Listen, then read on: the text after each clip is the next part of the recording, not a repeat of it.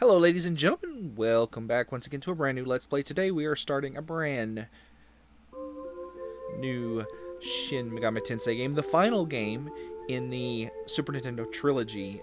This is SMT If. This is the game that is considered to be the precursor to Persona. And as we go along, you're going to see a lot of things that make you go, oh, I see how this idea led into Persona 1. This game has a lot in common with that game, theme-wise, plot-wise, that kind of thing. And it kind of serves as the bridging point between, the first Persona game and that. So, which makes sense because, the main character of this game shows up in those games as a minor NPC. She is a member of the fencing club in Persona 1 and a detective in Persona 2 in the Kuzunoha Detective Agency. She's a devil summoner, which is itself another reference to this game. And, yeah. This game's probably the worst in the three games on the Super Nintendo, but it's not that bad. If you like the first two, you'll like this one. The game's not super difficult, so even if you're not having fun in a particular section, it's pretty easy to just push your way through on and finish the game. It does have some replay value too, because there are multiple partners you can pick, and there are minor changes between the different ones. So right off the bat here, we're going to see some nice Mode 7. Gotta love the Mode 7. So, question, is that the same model that the main character's Shadow was playing in Persona 1? Is that arcade machine? But anyway, this is Nova. Nova is our character creation framing device, and Nova's going to ask us a bunch of questions that are going to basically determine what kind of main character we get. The first question is whether you are male or female. This is a very important thing you need to be aware of, because it does have gameplay ramifications. Men have largely the better equipment pool, and they get more hit points on level up than women do in this game. So if you want an easier time, pick a male main character. But the game's not super hard, and the female main character is the canon choice, so I'm going to go with her and name her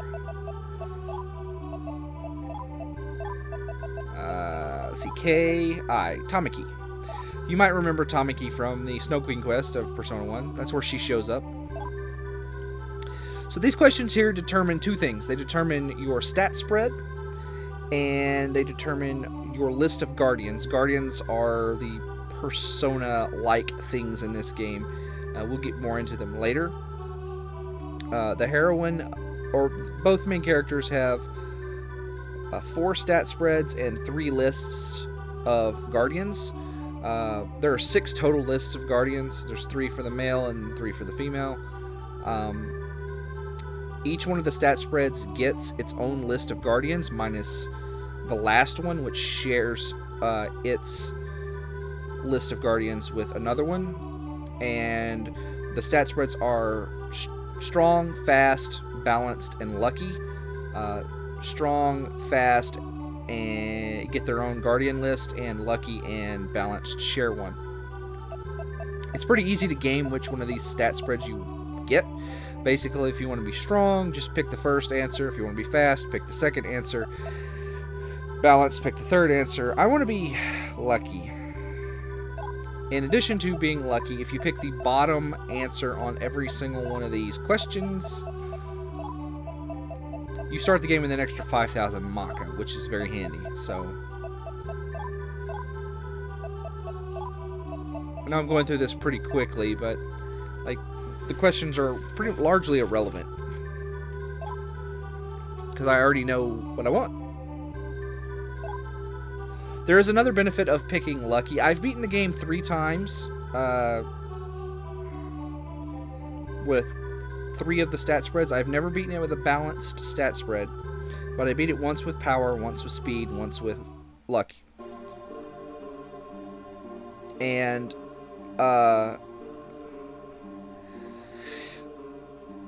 there's another benefit for being lucky. That benefit is you start with 4 additional stat points. By the way, I have no control over this text. It's going at whatever speed it wants to go at. Let's see. So you start with 24 total stat points in the other 3 stat spreads, but in Lucky you start with 28. So, yeah. It's handy. It's 4 extra free points. Can't really laugh at that. I mean, he can. He's laughing. But he's the villain of the game, so, you know.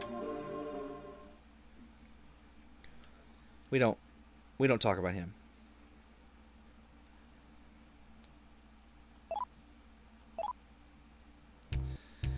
So this game jumps right into it. It doesn't even have like the brief walking around period that the first SMT1 game has. Like, you're just instantly into the plot. You instantly can get your partner and you instantly can go. Like, it's just right to the point.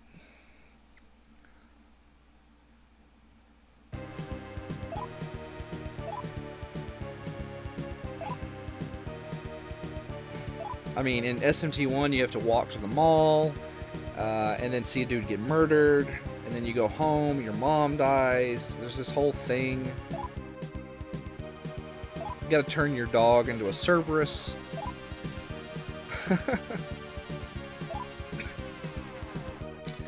So this is Yumi. Yumi is the first of your partner choice. There are 4 partners in the game, but only 3 of them are available in a first cycle. So the 3 partners available to me are Yumi, Charlie, and Reiko. And Yumi, I think, is the worst choice of the 3, both gameplay-wise and story-wise.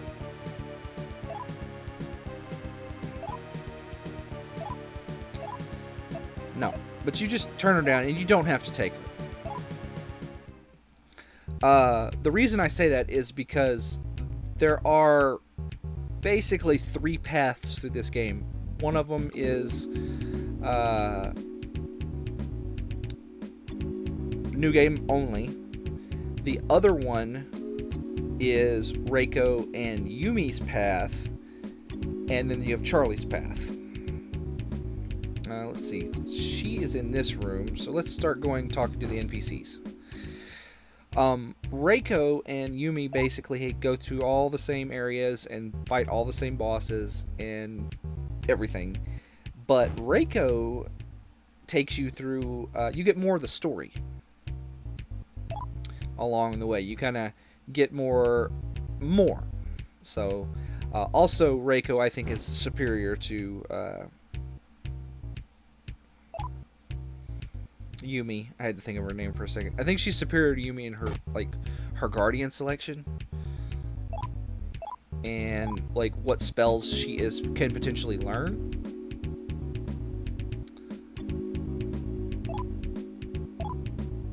So she's not like useless or anything, and I just like, and the gameplay like differences are pretty negligible, especially if you build your characters right. But you know, they're both female characters. Charlie is the male character, and he has the benefits that I was talking about earlier of picking a male character. The increased hit points, the better pool of equipment. He also has a slightly different path through the game, so that's interesting. Charlie is actually probably, of the 3 partner characters that you can pick at the beginning of the game, Charlie is probably the most powerful, and will allow you to give you the greatest support. The reason for that is, well, twofold. He's a male, and his spell list. So the way spells work in this game is when you get a new guardian, you learn the spells that the guardian has. It just adds it to your list, and it overwrites any, like if you can hold 10 spells, then and you have 4 spells and you learn 6 spells, you're full, and then you get another guardian and it'll overwrite like a random number of those spells. It's completely random, but you can kind of like save scum it by saving before you get a new guardian and then doing that. So, oh right, we need to go this way actually.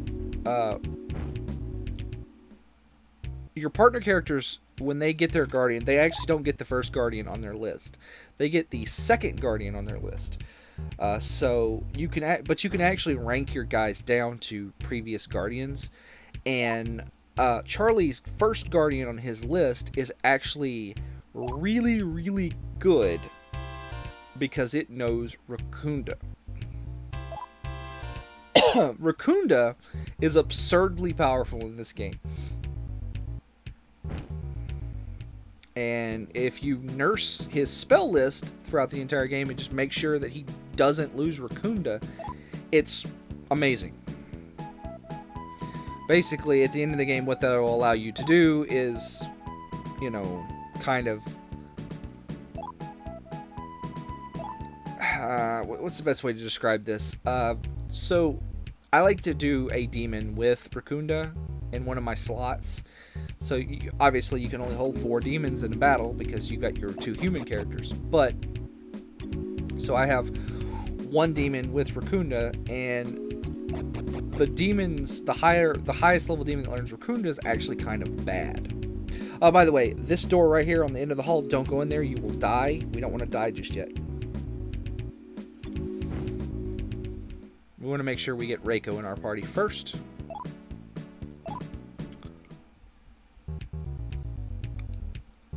Alright, that guy, by the way, looks very familiar.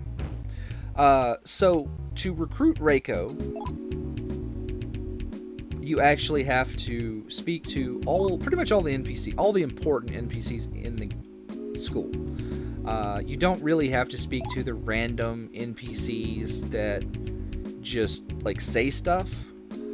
But you have to speak to the teachers, you have to speak to Ryuichi, and you have to speak to the club members and get all the equipment that's available to you. And you have to speak to both Yumi and Charlie. Reiko's a little hidden, but we do want to recruit her. She is my preferred choice. If you're on a New Game Plus, there is another partner here. And Reiko spawns in this room right here, but she's not in here right now. We have a random NPC lady.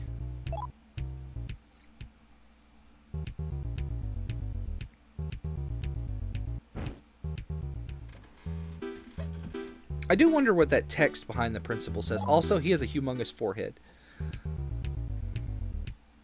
Oh, by the way, just to prove, I do have 5,000 Maka there.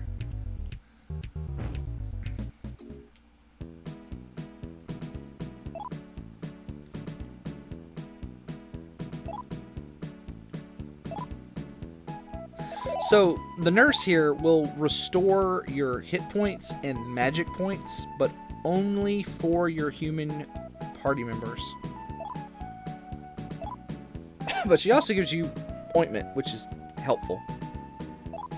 Because there is one downside to taking Reiko over Yumi. Reiko doesn't learn any healing magic with her first guardian.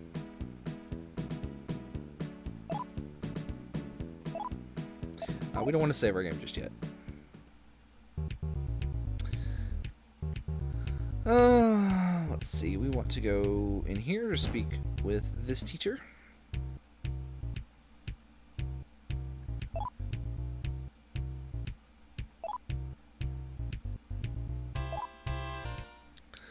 I don't know what that means. I don't know what plasma has to do with anything. So once we search all of these rooms right here, we will have met the requirements to recruit Reiko. So club rooms right here. Also, I don't have a map right now, because I don't have an ARM terminal. I do like the thing the other guy said, where the school has become the first town in an RPG. That's amusing to me. Alright, back pads. We don't actually want to equip anything right now. Mawashi belt. I think that might be like the loincloths that sumo wrestlers wear. Why there are rollerblades in the sumo club, I don't know. Right here. So Reiko should appear now. Yep, there she is. But she doesn't join you right away. Basically, somebody tells you that she shows up in there, and I guess you're supposed to notice that the NPC has changed. I don't know, but you're supposed to. She kicks you out, and then you go back in and you talk to her again, and then she joins you.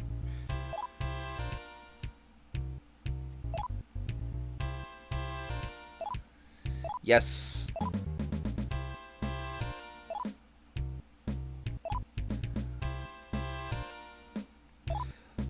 One of the reasons I like taking Reiko is because she's got like a more thorough knowledge. Okay, so what status did I get? So by the way, these are my stats, but I want to... Okay, I got the balanced one. That's not the one I really want. I want... Just like SMT 2, your main heroine, she has like different stat spreads. This is a good one. This is actually not a bad one, but I actually prefer one with a little bit of... There's like one that's got like a... It starts you with, I think it's 5 int, mag, and stam, and then the rest of them are at 3. So... But yeah.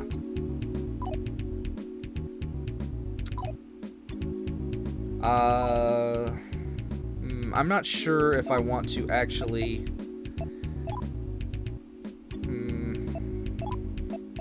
You know, let's stick with this.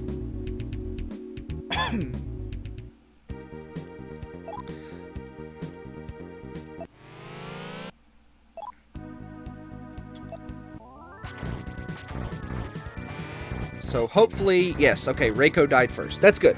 All right, so perfect. So we'll just stick with this. This is fine.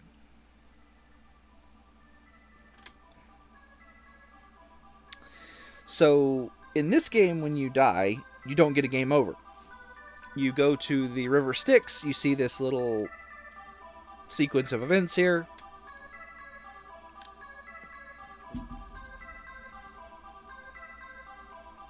And you're awarded a guardian.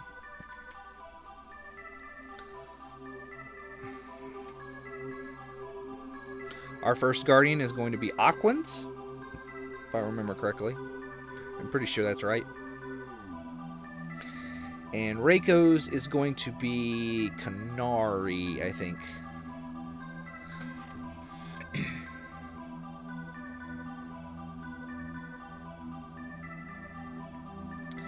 Return now to the land of the living. The reason I put Reiko in front there was so that she would die first, hopefully.